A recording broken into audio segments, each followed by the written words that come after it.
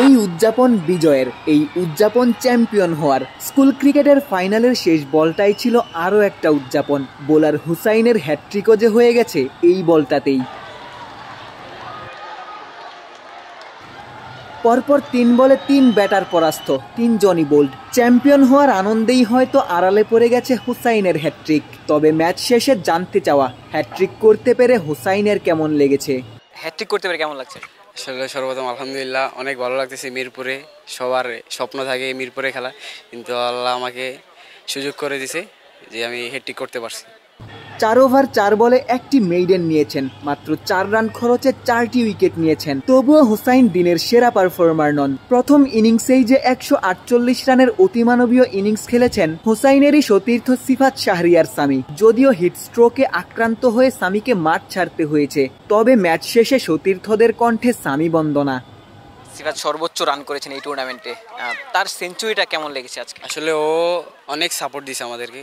ও যদি সাপোর্টটা না দিত আমরা এত দূর আগাইতাম না। ওকে অনেক ধন্যবাদ। হসপিটাল অসুস্থ আছে, তাই ওর ট্রফিটা আমার কাছে এখন। ও আজকে যে ব্যাটিং করেছে, মানে এটা পরে ওকে ভাষায় প্রকাশ করা যাবে না। ও আজকে এত সুন্দর একটা ইনিংস খেলেছে, ওর ব্যাটিংটা দেখার মতো ছিল। আমরা খুব উপভোগ করেছি উপর থেকে।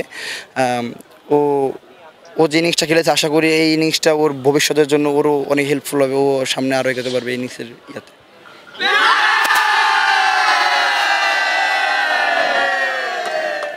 স্কুল ক্রিকেটের ফাইনালে চ্যাম্পিয়ন হয়েছে কদমতলা পূর্ব বাসাবো স্কুল অ্যান্ড কলেজ।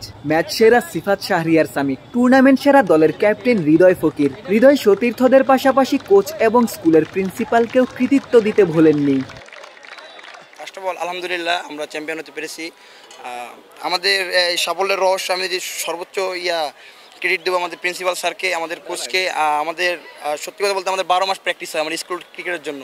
তো তারা আমাদের প্রতি অনেক বিশ্বাস রাখছে যে আমরা পারবো, আমাদের প্রতি ইনভেস্ট করছে, বা আমাদের লেখাপড়ার পাশাপাশি সুযোগ করে দিচ্ছি স্কুল থেকে যে তোমরা খেলো, তোমরা ভালো জায়গায় খেলো। তো আমরা সেইভাবে প্র্যাকটিস করছি এবং বলতে এই অনুভূতিটা অন্যরকম যে আমরা এই বয়সে এই জায়গায় খেলতে পারতেছি। আমরা অনেক ইন্সপায়ার হয়েছি এখান থেকে। ধন্যবাদ বিসিবিকে যে আমাদের এখানে খেলার সুযোগ করে দিছে। তো আমরা কৃতজ্ঞতাদের প্রতি যে আমরা এত অল্প সময় আমরা এত ভালো একটা জায়গায় খেলতে পারছি। স্বপ্নের মতো দিন কাটিয়ে সিফাত হোসাইনরা হয়তো আরও কিছু স্বপ্ন বুনে গেলেন, আরও একবার কিংবা সহস্রবার শেরেবাংলায় খেলার স্বপ্ন, ভবিষ্যতে সাকিব তামিমদের মতো বাংলাদেশ দলকে প্রতিনিধিত্ব করার স্বপ্ন। শেরেবাংলা জাতীয় ক্রিকেট স্টেডিয়াম থেকে ক্যামেরায় আমিনুল ইসলাম সুজনের সঙ্গে গোলাম সারোয়ার, ক্রিকেট 97।